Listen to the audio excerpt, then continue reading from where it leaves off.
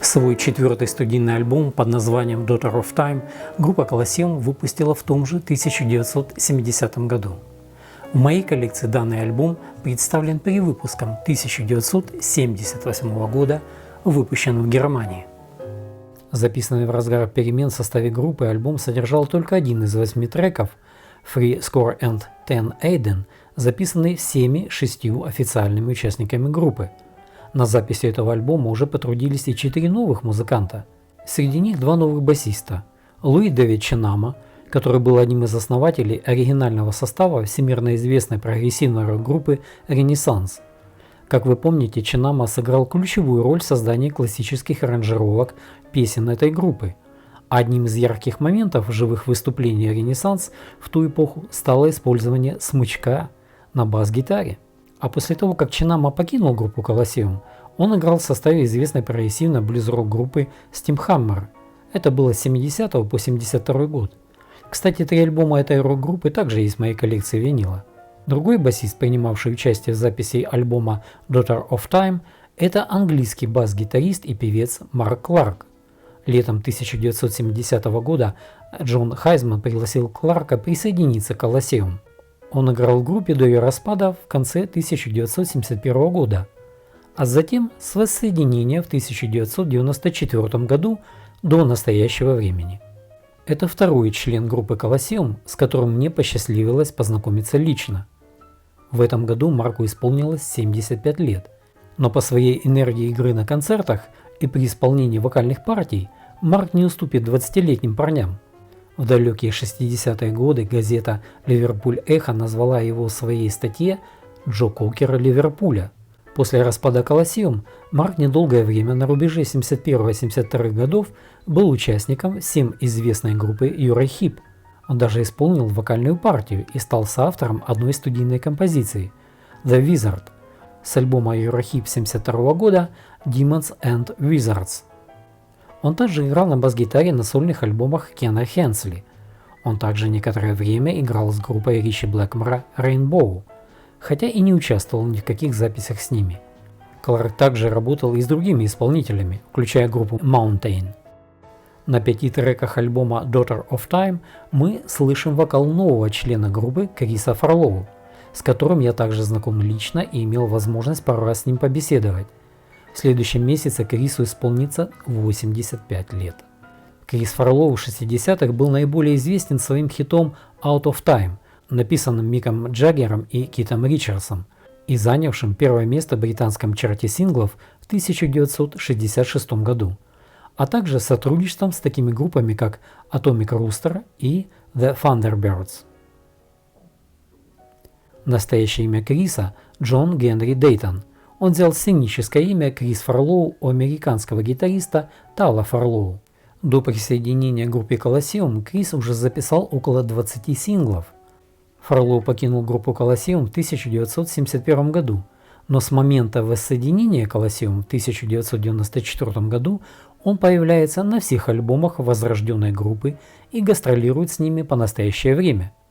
В феврале 1972 года он присоединился ко всем известной группе Atomic Rooster и принял участие в записи альбомов Made in England 1972 года и Nice and Crazy 1973 года выпуска. Фарлоу также исполнил 2 песни из саундтрека к фильму Джимми Пейджа «Жажда смерти 2» 1982 года, а также 3 песни из альбома Пейджа «Outrider» 1988 года. Фарлоу также неоднократно выступал на сцене с Ваном Моррисоном. Еще одним новичком группы, принявшим участие в записи альбома Daughter of Time, была Барбара Грейси Томпсон, которая сыграла на саксофоне, флейте и исполняла партии бэк-вокала. Барбару считают первопроходцем в области джазовой музыки, проложившую путь для женщин-саксофонисток последующего поколения. Она вдохновляла людей, страдающих болезнью Паркинсона, поскольку ей поставили этот диагноз в 1993 году. Она продолжала выступать и сочинять музыку до 2015 года. Барбара была замужем за барабанщиком группы Colosseum Джоном Хайсманом с 1967 года по 2018 год, когда Джон скончался. В 1996 году Барбара получила звание члена Ордена Британской империи. Впоследствии Джон Хайсман говорил о Барбаре, что она пришла в группу, потому что она была единственным человеком, который им подходил. «Если бы она не пришла, я бы распустил группу после смерти Дика», – заявлял Хайсман. «Она принесла с собой нечто совершенно новое. Она привнесла в группу более мягкую, более лирическую сторону. И это показывает силу влияния Барбары. И я очень рад этому, потому что, возможно, я немного устал от грубой и жесткой стороны Colosseum. Нужно было немного больше света и тени, и с приходом Барбары мы это получили. И я знаю, что остальные участники группы думают так же. Так что мы выжали максимум из каждого члена группы». Альбом Daughter of Time стал высоко оцененным примером тяжелого, вдохновленного искусством прогрессивного рока и джаза, получившим признание за превосходную музыкальность, насыщенный звук, изобретательные аранжировки и мощный вокал Криса Фарлоу. Все музыканты группы в очередной раз продемонстрировали на этом альбоме свою исключительную музыкальность. Музыкальный материал альбома демонстрирует широкий спектр инструментов, сочетая классический рок, джаз и блюз с выразительным звучанием органа.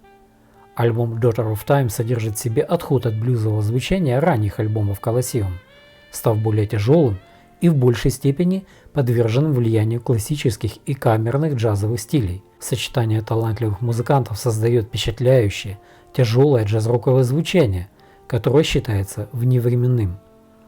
Критики хвалили превосходные композиции, аранжировки и общее качество альбома, которое считается превосходным и не уступает классическому альбому группы Valentine's Suite. Хотя и не все музыкальные критики с этим согласны. К примеру, на сайте AllMusic в своей рецензии отметили, что треки должны были быть длиннее, чтобы инструменты могли полностью раскрыться. Вступление трека Free Score and Ten Amen, открывающего альбом, немного напоминает музыку King Crimson.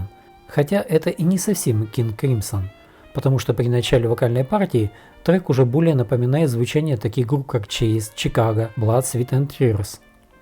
Мощные басовые линии Марка Кларка задают ритм песни в сочетании с превосходным звучанием духовой секции и мощным вокалом Криса Фарлоу.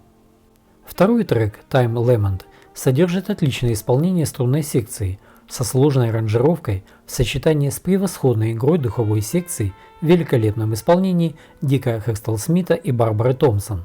Отличная динамичная партия барабанов от Джона Хайсмана. Далее следует трек Take Me Back to Doomsday, начинающийся с джазовой партии фортепиано Дэйва Гринслейда. Хороши партия гитары и вокал Клема Клемсона. Закрывает первую сторону альбома одноименный трек The Daughter of Time. Песня начинается с довольно сложного вступления, далее интересное звучание гитарного соло и духовой секции. Прекрасный вокал, подкрепленный ритм-секцией. Хорошее исполнение. Вторая сторона альбома открывается кавером на песню Джека Брюса «Aim for an Imaginary Western», тема для воображаемого вестерна.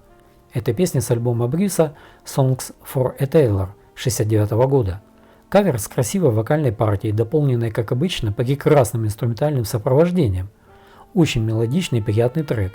На мой личный взгляд, кавер звучит намного лучше оригинала и в вокальной партии, и в инструментальном исполнении. Второй трек Bring Out Your Dead «Вы видите своих мертвецов» содержит великолепную игру на органе с поддержкой динамичных барабанов Джона Хайсмана и гитары Клема Клемсона. Прекрасный инструментальный трек. Далее следует песня Downhill and Shadows.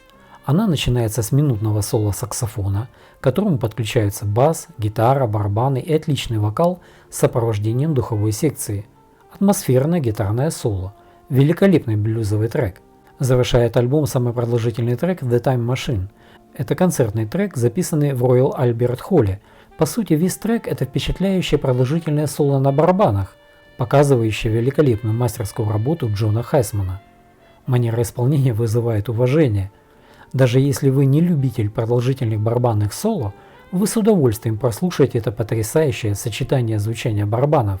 Это просто круто. Можно с уверенностью утверждать, что новые члены группы блистали на этом альбоме. Очень интересный альбом. И если он сразу с первого прослушивания для вас не откроется, то при многократном прослушивании он начнет вам нравиться все больше и больше. Этот альбом продержался в британских чартах 5 недель и достиг 23 места.